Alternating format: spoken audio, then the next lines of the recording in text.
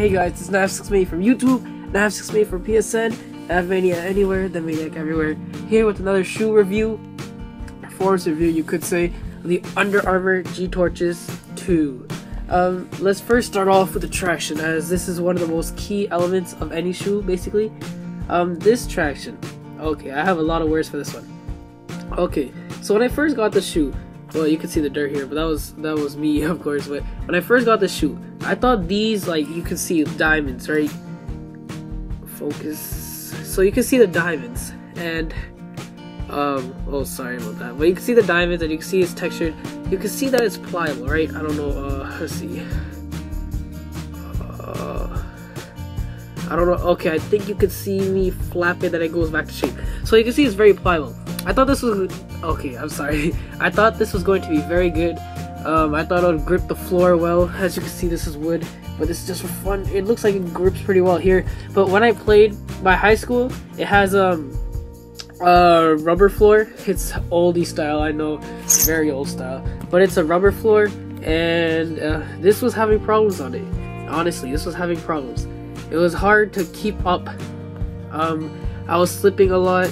But you could blame that on the rubber, since it is old style. When I took these outside, I usually never have issues with any basketball shoe outside, and this wasn't a problem either. So usually I'm fine outside, and usually I don't really care when it's on my feet outside. Inside it's different. These, I don't understand. More slippage inside than outside. Very interesting. Next topic. Okay, so in this shoe I went a half size up, or I thought it was my true size. But in this shoe, it was kind of like, I ordered it online, so I couldn't really see what size was mine in this shoe. So I got a size 10 instead of a 9.5 true.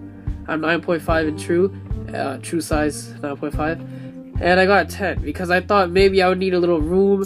And sometimes I do like going half a size up, because sometimes the room, like being roomy in the front, feels kind of good. In this shoe, when I laced them up, it felt kind of weird. I was like, there's a ton of dead space here. I don't know if that's just going half size up, but there was a ton of dead space in the, what do they call it, toe box? Yeah, toe box. And okay guys, I don't know if you can see from here, but there's a ton of dead space. My thumb is about the size of one of my toes, and it's very, very interesting. You can see, and once I put my thumb here, there's like a ton of room on top, and you can just see it from the edge here, right? But as you go down, it gets more space and more space. You can see there's a little, there's a ton in here actually. There's a ton more, there's a ton more, and then it just keeps going deeper and deeper. There's a ton of dead space, a ton.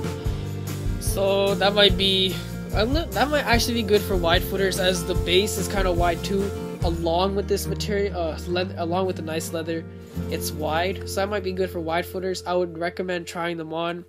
I mean, I did go half size up. That might have caused it to be all this dead space, but I don't understand how there was so much dead space. Like, I've ordered half a size up before, but there wasn't this much dead space. Like, this is just crazy. And the toe to foot, my foot was like a distance away. It was a distance away, but like I can be okay with that. That's can feel good to be roomy. But that dead space, it was just a lot. I mean, it wasn't bad when I was playing, but subconsciously I was thinking, it just feels weird. Like, you'll be thinking about it, oh man, there's too much dead space, but like you'll play basically the same, like with this. Okay, next, the lockdown. So this was kind of disappointing, honestly.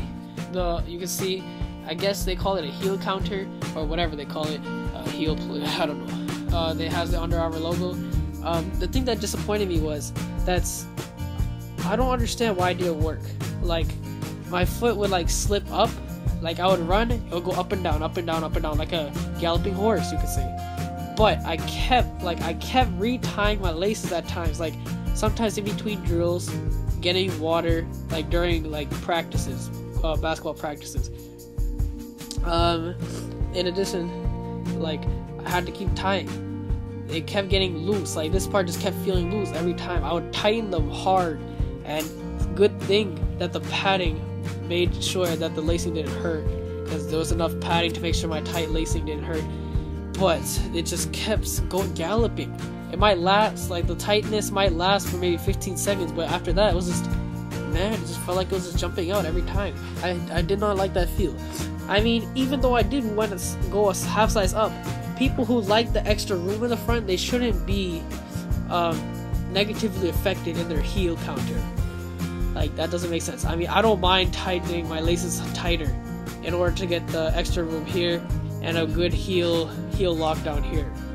I don't mind tightening them, but I just wish that it actually worked. I mean, you could say it's my fault, I didn't get a 9.5, but really, some people do enjoy that room. I do too at times, and just wasn't there for me Under Armour, the heel counter. But good padding. Let's go on to materials, talking about padding. So there's this leather, I think it's split grain, but it just feels really good. Like, it just feels nice. It feels nice to the touch.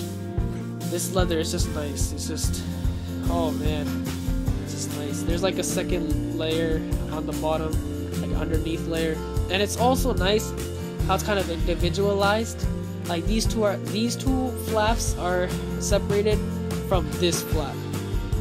I don't know if you can see that in this light setting, but it's separate, and that's good for midfoot lockdown. Like, I was fine there. It was actually very fine here. It was just here and here that were kind of the problems. I guess you could see the heel and the forefoot. In addition to that, I guess you could say the materials were good, except unless you want breathability. This shoe, it will keep your foot like it's in a sauna, its own private sauna, a hot tub, whatever you want to call it.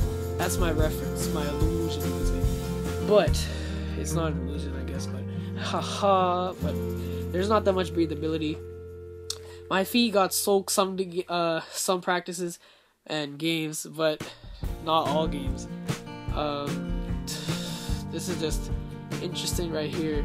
Oh man, like I don't care usually if my feet don't have a lot of breathability in the shoe. I don't really care, but this one it was just noticeable, and I'm telling you, because it's a performance review, you want to know what you want to know, right? And the only way you'll know it is if I tell you. So that's how the breathability was. If it's a problem for you, then I advise not getting this shoe, maybe another shoe. In addition to what am I saying? Moving on.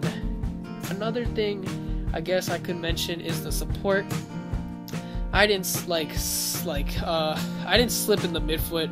I was fine. My arch didn't overextend or anything. I mean, I did get shin splits like crazy. Oh my goodness, shin splits, they're painful, I guess you could say. Shin splits, yeah, they were just hard, okay, to deal with. Okay, next, cushioning. I really couldn't feel the cushioning. I was like, when are you going to activate cushioning? You're not going to work out for me? That's too bad. Oh my goodness, this cushioning, Micro G, you did not work for me. Oh man, but I did walk around in them. They felt good walking around it, but when I played basketball, it was just horrible. In addition to that, the heel to toe wasn't good. It's like the heel, it's up here, right? Up, then it goes like on that nice curve, but then it's completely flat for the rest until the toe where it rises a little bit. And that was kind of uncomfortable, you could say. The traction, I played outdoors in this and indoors, and it's been lasting actually. It's been lasting. It's durable, but I guess the shoe really, it's pretty durable, you know what I'm saying? It's like, it could probably last you a good time playing outdoors, indoors, moderately. I guess if you were to play outdoors in this every day, I wouldn't see that it would last, but maybe it would. You never know, right? This shoe is generally decent, know what I'm saying?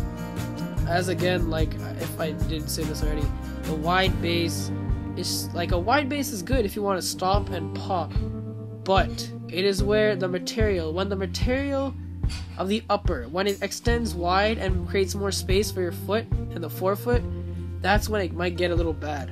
Or it might be great for wide footers, but not for like regular footers like me. This shoe is generally good, I guess. The support never really moved. My ankle never broke myself, never sprained myself. Cushioning, no. The heel counter, I wish it was better. The forefoot, I wish it was less dead space. I think less dead space in this would work for everybody. Materials, the leather, it was just good. It was good leather, it just felt nice, except the breathability, it doesn't have that much, so I would recommend a different shoe if you need breathability or if it's a problem or something. I think that's pretty much it. The heel to toe is pretty bad, honestly. I was having fun just resting on my heel right here, because I wanted to just feel this. It just felt really exaggerated. Just didn't feel good. This was just, it felt like a force, honestly. And this shoe is it's decent. It's a decent shoe. It's not bad for $42 at Finish Line. A great deal. And shout out to Nightwing2303 who moved on to wearetesters.com.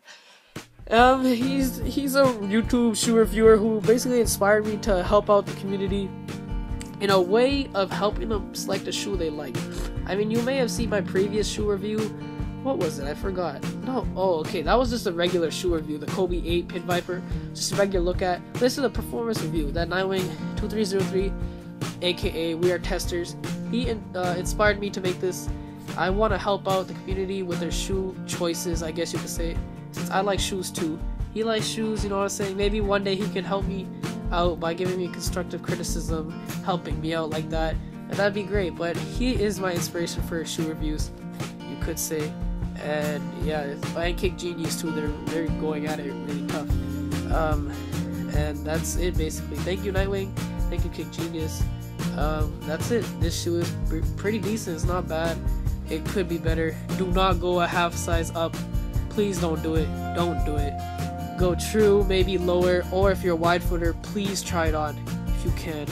Or I guess my best suggestion for a wide footer would be to go true to size.